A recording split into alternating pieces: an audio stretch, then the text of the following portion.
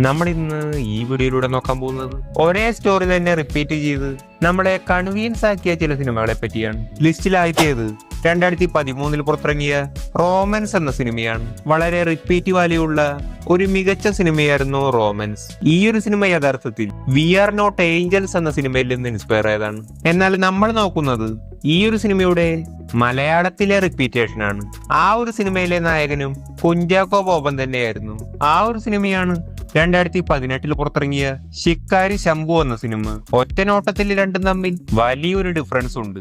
എന്നാൽ ഇവർ യഥാർത്ഥത്തിൽ സെയിം തന്നെയാണ്. അത്യാവശ്യം ഉഡായിപ്പായ ക്യാരക്ടേഴ്സ് മറ്റൊരു നാട്ടിലേക്ക് ഗെറ്റപ്പിൽ പല ചേഞ്ചുകൾ വരുത്തി പോകുന്നു. അങ്ങനെ നാട്ടുകാരെ കൺവിൻസ് ചെയ്ത് അവിടത്തെ നാട്ടുകാരനായി ജീവിക്കുന്നു. രണ്ട് നാട്ടിലും ഒരു പ്രശ്നമുണ്ടാവും. റോമൻസിലേക്ക് വരുമ്പോൾ വർഷങ്ങളായി മുടങ്ങിക്കിടക്കുന്ന ഒരു പള്ളിയിലെ പെരുന്നാൾ നടത്തലാണ്. ശിക്കാരി ശംഭുവിലേക്ക് വരുമ്പോൾ ആ നാട്ടിലെ പ്രശ്നം പുലിയെ പിടിക്കലാണ്. രണ്ട് സിനിമയിലെയും ക്യാരക്ടേഴ്സ് അവർക്കറിയാത്ത ജോലി എങ്ങനെയൊക്കെയോ കംപ്ലീറ്റ് ചെയ്യുന്നുണ്ട്. രണ്ട് സിനിമയിലും ക്ലൈമാക്സിലേക്ക് വരുമ്പോൾ പ്രതീക്ഷിക്കാത്ത ഒരു വ്യക്തിയുടെ റിവെഞ്ച് സ്റ്റോറി ഉണ്ട്. രണ്ട് സിനിമയിലെയും ട്വിസ്റ്റും സെയിം ആണ്. അടുത്ത സിനിമയാണ് 2018 പുറത്തിറങ്ങിയ ക്യൂൻ എന്ന സിനിമ. ക്യൂൻ എന്ന സിനിമയുടെ സെയിം സ്റ്റോറിയുള്ള മറ്റൊരു സിനിമ സെയിം വർഷം തന്നെ വന്നിരുന്നു. ഇത് ചിലപ്പോൾ ഒരു കോൺസിഡൻസ് ആയിരിക്കാം. ആ ഒരു സിനിമയാണ് ആസിഫ് അലി നായകനായ ബി-ടെക് എന്ന സിനിമ. രണ്ട് സിനിമയിലും കോളേജ് ലൈഫാണ് കാണിക്കുന്നത്. ക്ലാസ്സിൽ കയറാതെ അലമ്പായി നടക്കുന്ന ചില കോളേജ് സ്റ്റുഡൻസ് പെട്ടെന്നൊരു ദിവസം ഇവരുടെ ബാച്ചിലേക്ക് പുതിയൊരാൾ വരുന്നു. ക്യൂൻ സിനിമയിൽ ഒരു ഗേൾ ആണ് വരുന്നത്. ബി-ടെക് സിനിമയിൽ ഒരു ബോയ് ആണ്. ഈ ഒരു പുതിയ സ്റ്റുഡന്റ് ഇവരുടെ ബെസ്റ്റ് ഫ്രണ്ടായി മാറുന്നു. പെട്ടെന്നൊരു ദിവസം ഫ്രണ്ട് കൊല്ലപ്പെടുന്നു. തുടർന്ന് രണ്ട് സിനിമയിലും ജസ്റ്റിസിന് വേണ്ടി ഫ്രണ്ട്സ് പോരാടുന്നു. രണ്ടും സെയിം ആണ്. ഒറ്റ നോട്ടത്തിൽ ഡിഫറെന്റ് ആണ്. അടുത്തത് രണ്ട് ദിലീപ് സിനിമകളാണ്. ലാൽ ജോസ് സംവിധാനം ചെയ്ത മീശ മാധവൻ എന്ന സിനിമയും ഷാഫി സംവിധാനം ചെയ്ത മേരിക്കൊണ്ടൊരു കുഞ്ഞാട് സിനിമയും. രണ്ട് സിനിമയും ഒരു വില്ലേജിലാണ് നടക്കുന്നത്. തന്റെ എനിമിയുടെ മകളെ തന്നെ ലവ് ചെയ്യുന്ന നായകന്മാർ. മീശ മാധവനിൽ ജഗതിയാണ്. മേരിക്കൊണ്ടൊരു കുഞ്ഞാടിൽ ഇന്നസെന്റ് ആണ്. മീശ മാധവൻ സിനിമയിൽ വിഗ്രഹമാണ് പോകുന്നത്. മേരിക്കൊണ്ടൊരു കുഞ്ഞാട് സിനിമയിൽ പൊന്നിൻ കുരിശാണ് പോയത്. രണ്ട് സിനിമയിലും കാണാതെ പോയ മുതൽ കണ്ടുപിടിച്ച് തിരിച്ചു കൊണ്ടുവരുന്ന നായകന്മാർ. ശേഷം എനിമിയുടെ മകളെ കെട്ടിച്ചു കൊടുക്കുന്നു. അടുത്ത സിനിമയാണ് ലൂസിഫർ. മലയാളത്തിലെ തന്നെ ആദ്യത്തെ 200 കോടി സിനിമയാണ് പൃഥ്വിരാജ് ആദ്യമായി ഡയറക്ട് ചെയ്ത ലൂസിഫർ എന്ന സിനിമ. ഈ ഒരു സിനിമയുടെ സ്റ്റോറിയുമായി ചെറുതായി മാച്ചാവുന്ന മറ്റൊരു മലയാള സിനിമയാണ് മമ്മൂക്കയുടെ രാജമാണിക്യം എന്ന സിനിമ. ലൂസിഫർ സിനിമയിൽ PK രാംദാസ് എന്ന ഈ ഒരു ക്യാരക്ടറാണ് നായകന്റെ അച്ഛന്റെ സ്ഥാനത്ത് വരുന്നത്.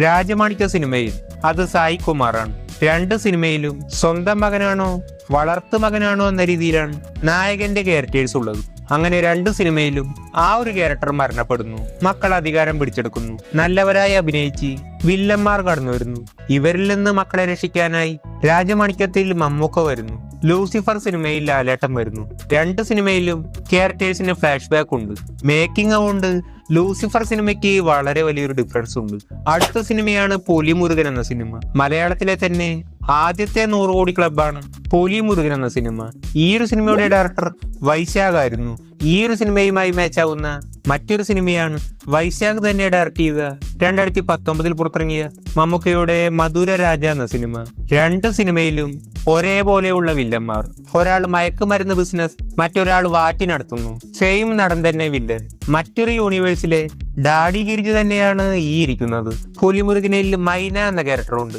ഇതുപോലെ ഒരു ക്യാരക്ടർ മധുരരാജ സിനിമയിലുമുണ്ട്.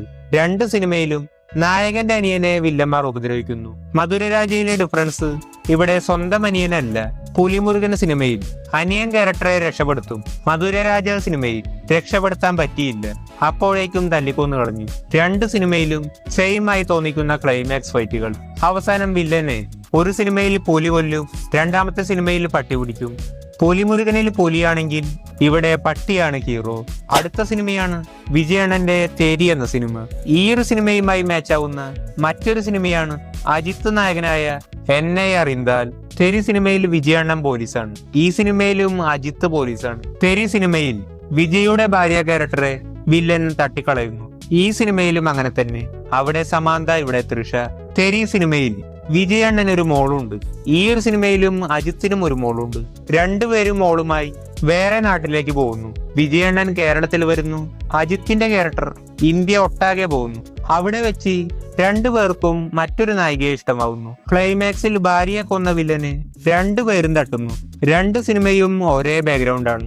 അടുത്ത സിനിമയാണ് പൃഥ്വിരാജ് നായകനായ മെമ്മറീസ് എന്ന സിനിമയും ലാലേട്ടൻ നായകനായ ഗ്രാൻഡ് മാസ്റ്റർ എന്ന സിനിമയും. മെമ്മറീസ് റിലീസായത് 2013 ഗ്രാൻഡ് മാസ്റ്റർ 2012. ഈ രണ്ട് സിനിമയ്ക്കും സെയിം ബാക്ക്ഗ്രൗണ്ടാണ്. രണ്ട് സിനിമയിലും രണ്ട് നായകന്മാരും തന്റെ പാസ്റ്റ് ലൈഫിൽ വളരെ മികച്ച ഓഫീസേഴ്സ് ആയിരുന്നു. പക്ഷെ നിലവിൽ ചില പേഴ്സണൽ പ്രശ്നങ്ങൾ കൊണ്ട് വളരെ ഡിപ്രസ്ഡാണ്. നായകന്റെ പാസ്റ്റ് അറിയാവുന്ന ഒരു സീനിയർ ഓഫീസർ നിർബന്ധിച്ച് ഒരു കേസ് ഏൽപ്പിക്കുന്നു. നായകൻ അങ്ങനെ അന്വേഷണം തുടങ്ങുന്നു. ഒരു സീരിയൽ കില്ലിംഗ് കേസാണ്. എല്ലാ ഡെഡ് ബോഡീസും ക്രിസ്ത്യാനിറ്റിയുമായി ബന്ധമുള്ളതാണ്. അങ്ങനെ നായകൻ കില്ലർ ആരാണെന്ന് തിരിച്ചറിയുന്നു. ചില ലേഡീസ് കാരണം തന്റെ പ്രിയപ്പെട്ടവരെ നഷ്ടമായ വില്ലൻ ഇവരോടുള്ള പ്രതികാരത്തിന് സൈക്കോയായ വില്ലൻ എന്നാൽ നോർമൽ ലൈഫിൽ പൊതുവെ നല്ലവനായി മാന്യമായി ജീവിക്കുന്നു. കില്ലറിന്റെ അവസാന ടാർഗറ്റ് നായകന്റെ ഫാമിലി മെമ്പറാണ്. ക്ലൈമാക്സ് ആവുമ്പോൾ ഒറ്റ ഗൺഷോട്ട് കൊണ്ട് വില്ലനെ കൊല്ലുന്ന നായകൻ. പിന്നീട് നായകൻ വീണ്ടും പാസ്റ്റ് ലൈഫ് വീണ്ടെടുക്കുന്നു. ഈ ഒരു സെയിം ബാക്ക്ഗ്രൗണ്ട് ആയിരുന്നു ഈ രണ്ട് സിനിമയ്ക്കും ഉണ്ടായിരുന്നു. അടുത്ത സിനിമയാണ് പുഷ്പ എന്ന സിനിമ. ഈ ഒരു സിനിമ KGF സിനിമയുമായി നല്ലൊരു മാച്ചിങ് ഉണ്ട്. രണ്ട് സിനിമയിലും നായകന്മാരുടെ അച്ഛന്മാർക്ക് വലിയൊരു ഇമ്പോർട്ടൻസ് ഇല്ല. അമ്മയുമായാണ് ബോണ്ട് ഉള്ളത്. രണ്ട് നായകന്മാരും അമ്മയ്ക്ക് വേണ്ടി വലിയൊരു റിച്ച് ആവുന്നു. KGF സിനിമയിൽ വില്ലന്റെ സാമ്രാജ്യം മുഴുവനും നായകൻ പിടിച്ചെടുക്കുന്നു. പുഷ്പ സിനിമയിലും അങ്ങനെ തന്നെ. രണ്ടുപേർക്കും ഇല്ലീഗൽ ബിസിനസ്. രണ്ടുപേരും റിച്ചായി ഇന്റർനാഷണൽ ലെവലാവുന്നു. ഈ രണ്ട് സിനിമയും ചെറിയ രീതിയിൽ സെയിം ബാക്ക്ഗ്രൗണ്ട് തന്നെയാണ്. അടുത്ത സിനിമയാണ് ജേക്കബിന്റെ സ്വർഗരാജ്യം എന്ന സിനിമ. ഈ ഒരു സിനിമയുമായി മാച്ചിങ് ഉള്ള മറ്റൊരു സിനിമയാണ് ഈ സിനിമ ഇറങ്ങി 8 മാസങ്ങൾക്ക് ശേഷം പുറത്തിറങ്ങിയ ജോമോന്റെ സുവിശേഷങ്ങൾ എന്ന സിനിമ. വലിയൊരു സെറ്റപ്പിൽ ബിസിനസ് ചെയ്തിരുന്ന ഒരു വലിയ റിച്ച് ഫാമിലി ഡാഡിയുടെ ബിസിനസ് നോക്കാതെ ഉഴപ്പി നടക്കുന്ന മകൻ ഒരു പ്രത്യേക നിമിഷത്തിൽ ഫാമിലിയുടെ ബിസിനസ് പാളിപ്പോകുന്നു. വേറെ വഴിയില്ലാതെ നാട് വിടുന്നു. ഇതുകൊണ്ട് തന്നെ മകൻ സ്വന്തമായി ബിസിനസ് ചെയ്യുന്നു. അപ്പന്റെ കടമെല്ലാം വീട്ടുന്നു. രണ്ട് സിനിമയുടെയും ബാക്ക്ഗ്രൗണ്ട് സെയിം ആണ്. അടുത്ത സിനിമയാണ് എബി എന്ന മലയാള സിനിമയും വിമാനം എന്ന മലയാള സിനിമയും. പറക്കാൻ ഇഷ്ടപ്പെടുന്ന ഒരു കുട്ടി വളർന്നു വരുന്തോറും പറക്കണമെന്ന ആഗ്രഹം കൂടിക്കൂടി വരുന്നു. അങ്ങനെ സ്വന്തമായി ഒരു പ്ലെയിൻ ഉണ്ടാക്കുന്നു.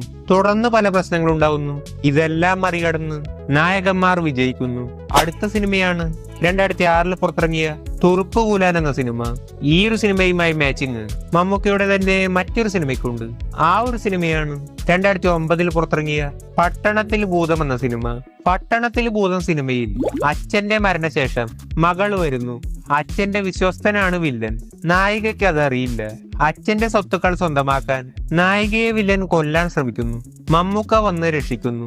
ഇത് തന്നെയാണ് തുറുപ്പുകൂലാൻ സിനിമയിലും. ആകെയുള്ള ഡിഫറൻസ് പട്ടണത്തിൽ ഭൂതം സിനിമയിൽ ഡാഡി ക്യാരക്ടറെ കൊന്നുകളയുന്നു. തുറുപ്പുകൂലാൻ സിനിമയിൽ ജയിലിലാക്കുന്നു. ഇങ്ങനെ സെയിം ബാക്ക്ഗ്രൗണ്ട് ഉള്ള മറ്റ് സിനിമകൾ നിങ്ങൾ ഉറപ്പായി കമന്റ് ചെയ്യണം.